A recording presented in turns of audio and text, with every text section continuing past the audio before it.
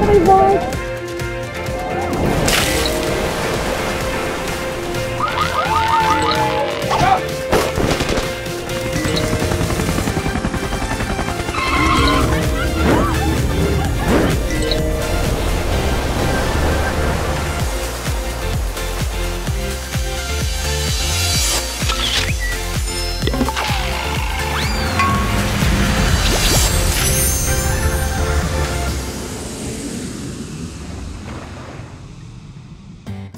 Kahapon, pinakain at inasikaso natin ang mga kambing. Pag nakita po nilang dumating na yun, iiyak na po sila. Talaga ba? Parang magngangaw-ngaw na po sila. Alam na nila. Ang cute! Hi, it's me. Ngayong araw, mga batang version naman ito ang ating makakasama. At mamaya, may mahigit 1,000 baka pa tayong makikilala. Nandito tayo ngayon sa Goats Nursery at malalaman natin kung paano nga ba alagaan ang mga kid or ang mga babying kambing. Yes, syempre makakasama pa rin natin si Ate Miriam para ituro yan. At ang master kambing, si Elisa. Hi, Ate Miriam! Ate Miriam, gumano na. Si Ate Miriam naka-assign. Naka-assign po kayo dito sa Goats Nursery. Ano po ba mga nangyayari dito sa nursery? Bali yung mga nanganganak po nandito, tapos yung mga anak nila, yung binibigyan namin sila dito ng mga vitamins na kailangan nila. Tapos dito na rin po namin ginagawa yung mga pagdidisbad, ng pagdidihorn, pag-aalis po ng sungay. Bali yung inaalisan po namin ng sungay dito, yung mga babaeng kambing na. Kasi kailangan po yun para kung sakali man pong dumating yung age na i-breed sila at magkaanak, hindi sila, kung mangyayaring tumapang sila, hindi sila makasuag ng tao. Ah, yun pala yun. Yun ang purpose Opo, ng yun ang this purpose. body. Para sa kaalaman ng lahat, Miss Miriam, ano ba ang karaniwang behavior or characteristics Baby ng goat. isang kambing? Kambing. Mga pa, baby or adult? Ito po kasi depende po sa breed o lahi ng isang kambing. Bali ito po, kung tawagin po kasi ito Anglo. Anglo. Pure Anglo po siya.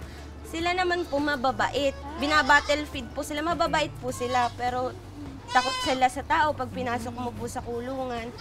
Ano po sila, malalambing din yung iba. Ilan po yung vaccine na mga kambing? Yeah. Dito po sa farm namin, bali, ang vaccine po na ginagamit namin dito, 2. Yung Hemocep po, protection namin yun sa mga respiratory, lalo na po kung tag-ulan kasi ang kambing po ay mahina sa tag-ulan. Pero bali may program naman po kami dito na pagkatapos po din nilang iwalay, may program kami after 1 week na i-deworm namin sila para hindi na po sila magkaroon ng kuto, magkaroon ng mga bulati sa katawan. Anong edad po nila yung unang bakuna nila? 3 months po after po magwalay. Sa pagwawalay po namin, ang program po namin na binibigyan po namin sila ng vitamin ADE. Kompleto. After 5 days po, dinideworm po namin sila, inaalis. Internal at external parasite po, inaalis namin sa kanila. And after 1 week po, binibigyan na po namin sila ng vaccine. Tapos bukod din sa mga vaccines, everyday, meron din silang daily na vitamins. Oh, mayroon po. Pero yung hindi naman araw-araw po talaga. Parang program po namin, 5 days na vitamins, 5 days na wala, 5 days po ulit na may vitamins. Kasi maaari po maging resistant sila doon sa vitamins nila. Correct. Kaya kailangan pa rin po mag-plain water. Tapos nag-antibiotic po kami kung kinakailangan. Pero water pa rin po yun. Sa tubig, inihahalo. Talagang importante yung pagbata, yung kompleto yung Opo, nutrients, correct. vitamins. Mahirap pa sila alagaan. Hindi naman po. Meron pa kayong hindi pa nababakunaan dito na pwede naming makita Yes. kung paano siya ginagawa. Yes. Meron po.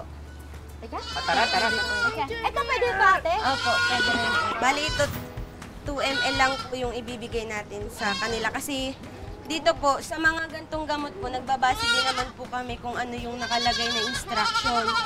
Nakatakot siya sa'yo. Nakikita ka ng predator. Mami, Ate, ito ha, hindi ito ha. Pwede po natin siyang i-inject. Ay, hindi ako baboy ako. Bali, kakapain lang po natin yung laman kasi baka po yung matamaan natin yung buto o kaya yung kanyang nerve. Dandahan lang po ha. Dandahan lang.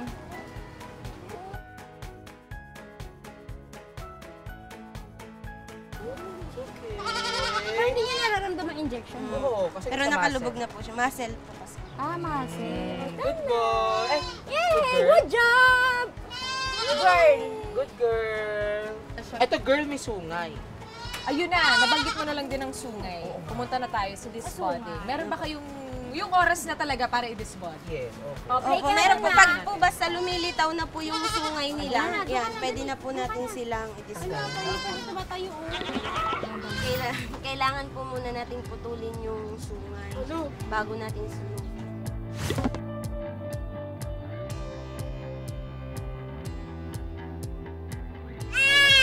Pag ganyan na po, okay na po. Mga wala na po dugunan. Ibang breed po sa Bower, yung puti po na kambing, hindi po kami doon nagdidihorn. Kasi po, Kasi po yun yung sungay nila, isa din po sa mga karakteristik ng Bower na gusto po ng mga customer. Yung mga gantong breed lang po yung aming Anglo? inidiot. Anglo po tapos yung mga upgraded na lahi lang po. pero na-explain naman kanina sa atin ni Miss Miriam kung bakit importante and dapat natanggalin yung kanilang mga sungay. Yes. Mga ilang days po mag-heal yung sugat niya. Mga 1 to 2 days lang po, okay na rin naman po na siya. Mabilis lang. Ay, salamat. Thank you. Maraming salamat po, Miss Miriam, sa pag-educate po sa amin sa importance ng Dehorning. disbudding and Disbudding. dehorning. Yes. Mamaya, ibang farm animal naman ang aalagaan at kikilalanin natin sa pagbabalik ng #Mangoes! Sa pagpapatuloy ng ating #Racing Farm Animals Goal, kinausap namin ang mga ate at kuya at mga ma'am and sir na kasama natin sa goal na ito. Yes, at meron kaming tinanong na isang importanteng tanong. Yes. Bakit masarap magmahal? Ay! Sorry. Diba? Bakit ako mahihiya? Bakit masarap magtrabaho sa farm? Yan! Ito, panoorin niyo yung mga sagot niya. Kasi nakakatulong ako sa farm at masaya akong nakakapagtrabaho dito. As a future agriculturist, very close talaga sa amin ang magtrabaho sa farm dahil nakikita namin na sa mga animal production, mas napapagaan yung pakiramdam namin. Masaya dito kasi maraming natututunan na aral. Yung mga techniques sa pagtatayo ng farm katulad nito. Saka kikita na magandang income para sa pamilya. Napakasaya pong magtrabaho sa farm sapagkat ito ang aming passion, ito ang aming buhay. So bakit gumigising kami sa umaga sa kadahilanan na may daratnan kami rito na may mga buhay. Masayang magtrabaho sa farm, marami kaming natutulungan, nakakapagbigay kami ng employment, nakakatulong din ako sa mga estudyante kasi yung farm namin ay nakakatanggap kami ng mga OJT. Katulad nga ngayon, around 20 students from Sorsogon State University ay nag-OJT ngayon sa farm. Binibigyan ko pa ng allowance para libre na ang kanilang panggastos at pagkain. Maraming salamat po sa lahat na nakasama namin dito sa farm. Saludo po kami sa inyong dedication at hard work sa trabaho niyo. Yes, at yung mga besties, iba pa rin talaga pag masaya ka sa ginagawa. Oh, speaking of saya, bestie, itutuloy pa natin yung saya na yan dahil meron pa tayong isang farm animal na alagaan after chickens and goats. Uy, meron pa. Ano to? At itong animal na to ay balita ko lang naman. Hindi ko pa nako-confirm, kaya i-confirm natin. Ito daw ang pinakamadaling alagaan dito sa farm. Ano ito? Yes, ito ang cattle or ang baka. Baka? Baka? Madaling alagaan? Baka? I'm not sure, pero baka. Baka naman. Baka naman. Ako, i-confirm sa atin lahat yan ni Sir Edgar, ang farm manager dito sa Juliana's Cattle and Goat Farm. Sir Edgar! Welcome back. Unang tanong, Sir Edgar, kukumpirmahin muna namin ang chismis na nasagap namin. Talaga bang ang cattle or ang baka ang pinakamadaling alagaan na hayop dito sa farm? Ang cattle or baka ay isa sa pinakamadaling Isa. alagaan. Bakit po? Bigyan mo sila ng pagkain, okay na sila. No? As long as may tubig sila, 24/7, okay na po yan sila. Lalo-lalo sa ating sitwasyon na ang ating pag-alaga ng baka ay hindi siya yung pagala or grazing. Tayo ay nag-aalaga ng semi-confined, so naka-impact lang yung ating pagkain at any given time, ibigay natin sa kanila, okay na ho sila. Hindi maselan. Hindi masilan, hindi siya ganong matrabaho as long as mayroon tayong nakahandang pagkain para sa kanila. Ano po bang behavior ng mga baka? May pagka-agresibo ba sila? Ang isa po sa breed na inalagaan natin dito ay Brahman, no? Which is talaga sila kilala sa kanilang pagka magiging mabait or docile, yeah? Brahman, isa pa lang yun sa mga breeds na meron sila dito. Ano pa po yung breeds na meron kayo dito? Okay. Dito po more or less meron tayong mga 8. Walong breed, no? So isa pong ating Brahman, and then meron tayong Angus, Brangus. Ay, iyon po isda? Brang. Ay, bangus yun! So meron tayong Simmental, Cement. meron tayong Chevrolet, meron tayong Wagyu. Wow. Ito yung medyo... Familiar tayo siya. Yes. Sa Julianas po, sa Julianas, ilan po yung total nyo ng baka dito? Meron tayo more or less 1,300 breeders. Nakakaloka. O mamaya may experience naman ng mga besties kung pahihintulutan tayo ni Sir Edgar na mag-alaga ng mga baka. Sa pagbabalik ka ng #Mingos! Nagpunta tayo ngayon dito sa cattle nursery para malaman at alamin kung paano ba inaalagaan ng bisiro o ang baby na baka. Tama po ba ang pagkaka-pronounce ko, sir? Tama po. Bisiro. Bisiro. Siyempre, andito pa rin si Sir Edgar para turuan tayo kung ano ba dapat ang gagawin. So, Sir Edgar, ano mo bang ginagawa dito? Right after po na manganak yung isang baka, no? So kaagad-agad from the field, sa kanilang kulungan, ipasok natin siya sa ating nursery, ating holding area, no? To observe kung yung nanay niya, ang kanyang motherly ability, ay kaya niya buhayin yung kanyang baby, no? And si baby naman, kung meron siyang capacity na dumidi sa kanyang mommy. So since ng ating pag-aalaga ng baka ay nandun tayo sa semi-confined, no? So madali namin siyang i-monitor kasi andito na siya within ng vicinity natin. For the first 1 week, dapat andito siya sa holding area. Ito po yung nursery natin. After 1 week, week number 2, lipat natin siya sa hardening. Hanggang 7 months. 7.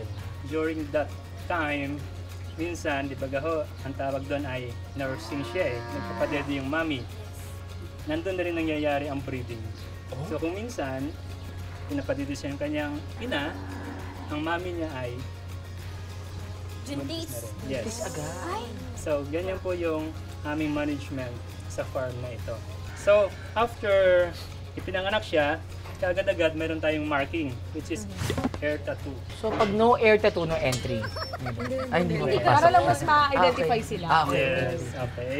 So, once na may number na siya sa kanyang tainga, so ito po, running number ito, no? So, 813, no? 813. So, to be sure na tamang ating inilalagay sa ating baka, before natin i-apply sa tainga ng baka, ina-apply mo natin sa ibang tainga. Okay?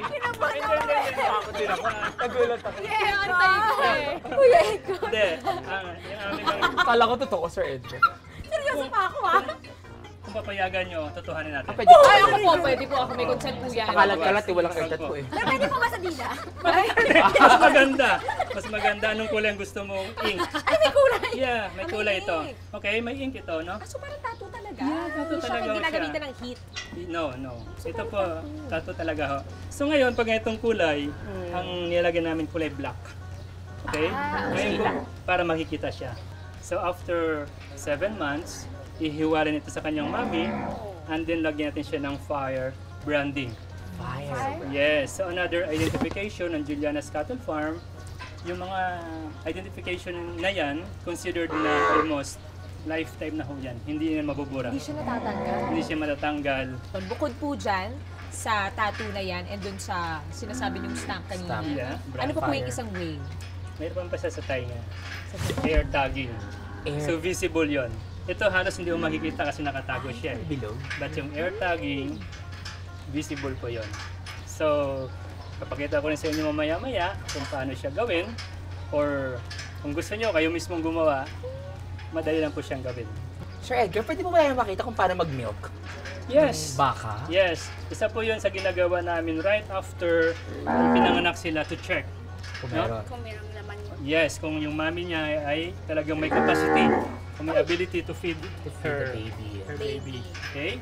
So ipapakita ko sa inyo, or pwede nyo i-try kung gaano ka-abundant. Kung gusto nyo makita kung paano siyang padidiin, i-demo namin sa inyo.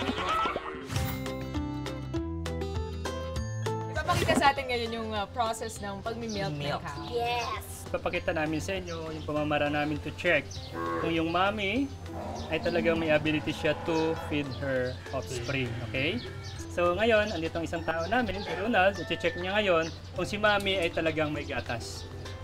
Sa right side. Ayun, meron. Ang lakas ha. Okay, so yun. Sir Edgar, okay lang po ba na masulit? Yes. Ching, saluhin mo kasi sa akin. Yun! Try mo, Chami. Okay. I love it. May ganun pala. Ayun. Oh, meron. Meron. Ikaw naman, Miss Ikaw naman, bestie! Phenomenal Milker. Sa taas daw. Wala lang gatas. Ayun! Wow! Thank you, Sir Edgar. Thank you po, Sir Pinahintulutan niyo po Edgar. kami. Ngayon din naman tayo sa branding. Pakitaan niyo naman po kami ng branding. Okay. Kung pwede rin kami mag Opo. Yes. Tara, sir. Sige, dito tayo. Ipapakita po sa atin ni Sir Edgar ngayon yung ear tagging and fire branding ni Hoy. Okay, but unahin natin yung air tagging. So dito nilalagay yan actually. Okay? So ito pong number na ito, corresponds ito dun sa kanyang air tattoo. So ang ginagawa po namin before kami maglagay ng air tag, check muna namin dito. So check natin ng number. 7, Ma'am Chi, pakibalasan lang po. 7. 762. Lalagay natin siya sa kanya. So, with the help ng aming farm supervisor, si Sir John, siya ang maglalagay ng air tag. Okay? Parang hikaw. Una, hanapin natin yung pinakamalambot na bahagi as much as possible, yung walang vein, no? Oo. Para malinis siya. Okay? Kailangan laman po. Okay, 1, 2, dati. Ganun na kadali. Parang ear piercing. Okay? Yun na yun. Okay, yun na po yun. Wow. Siya po'y visible kaagad siya. Kahit na 10 metrong layo natin, makikita natin siya, no? So, but, yun nga, yung minsan may tendency siya na sumasabit sa mga Pusli. Yes. Na mga bakal-bakal. Yes. For example, nangyari yon, natanggal yung air tag. Meron tayong backup, which is Yun pa rin. yung tattoo. Galing. Pag ninakaw yung tainga, halimbawa, naputol yung tainga, Grabe na yun. okay, yung pangatlong identification natin, yun na pong gagawin natin next. Mag-fire branding Fire tayo. branding. Fire brand. Okay? Magaganda. Hindi, Okay. fire dance. Dito rin po natin gagawin. Yes, dito din. po, sir. Sa Pwede mo lugar na ito. magbuga ng apoy dito.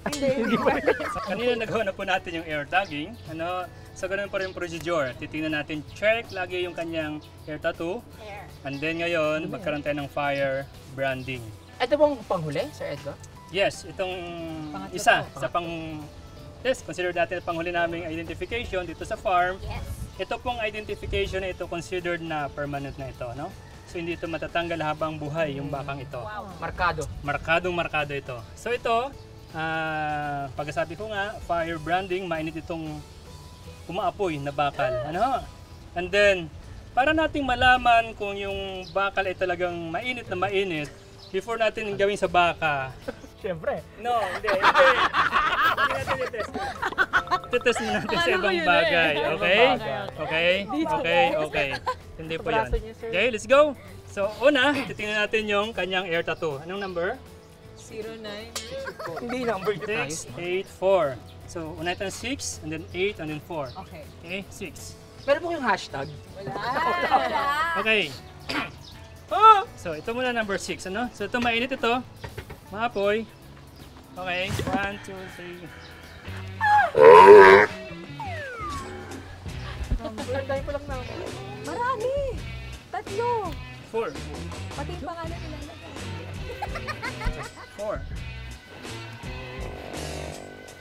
4. Okay. So, ganun na po kadali. Medyo masakit siya but mabilis na pong maramdaman. Yeah. At saka siya po, pansin niyo po ay sinunog siya. Wala siyang blood, wala siyang dugo. Kaagad-agad po silyadong sugat niyan. Okay? So, hindi niya parang healed na kaagad siyang sugat niya. Okay? So, ganun kadali lang, kayang-kaya niyang gawin. Kasi po sabi po ng nanay ko, ano daw eh, hindi ako dyan. Hindi, sabi ni Miss May, i-try natin. Try that. Go. Okay? Try natin. So, gusto niyo i-try? Sige po. So, siguro po, pasusuot niyo kayo ng gloves kasi baka may itong hawakan. Okay lang? Okay. Parang dito sarap. Ito na po, ito na po. Hali Bestie, kayo. bestie, bestie. Okay, dito tayo. Ano po yan? Uy, Hawak, hashtag! hawak. Uy, hashtag M! Oh Okay. my gosh! Hindi po Miss May, babaliktad. hawak sa'yo. Okay yan. Okay. 1, 2, tama si Miss. 1, 2, 3, 4, go. Okay, that's it. My gosh, hashtag M. Yes. Atin na to! Yes. Pwede natin balikan. In a few years, hanapin natin si hashtag M. Next, ang gagawin natin, para isang induction na lang, isang trabaho na lang tayo, since na mayroon siyang horn, may siya, so, ang next na gagawin natin ay magdidihorn. Ganun naman tayo. Okay? So kami na magdidihorn, i-observe nyo lang kami. Sige po, Okay? ako po yung support po. Sige. Ay! Ay! Din.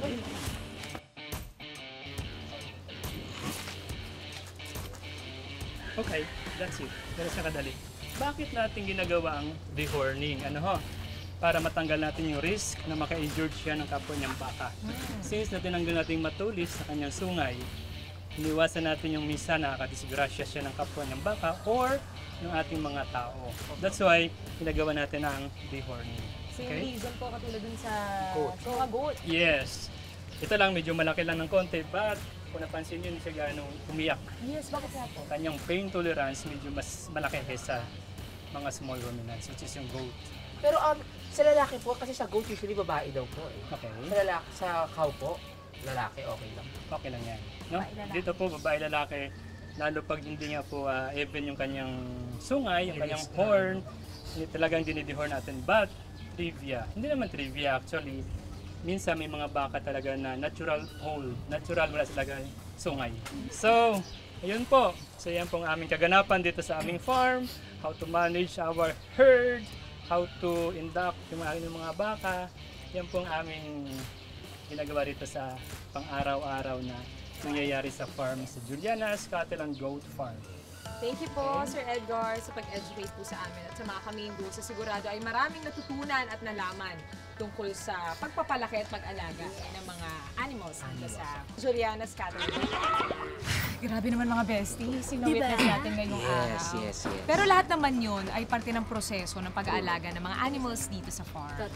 At bukas, panibago na namang farm adventure ang gagawin natin. Marami na tayong nagawa mga besties, kaya kita-kits tayo ulit dito lang sa... Matututunan naman natin kung paano pine-prepare ang pagkain ng mga baka sa farm. Bukas na yan dito sa #Maingos. Doon na yun. Na yes. Ang galing. Okay, ang galing. Pwede na mag-harvest. Papangasin. Hindi, pero ganun, tatanggal mo Pangas yan. kasi kain. Hanggang sa maging puti yung laman, tsaka mo siya igagal. Kain! Oh, you can! Mga bestie! Oh.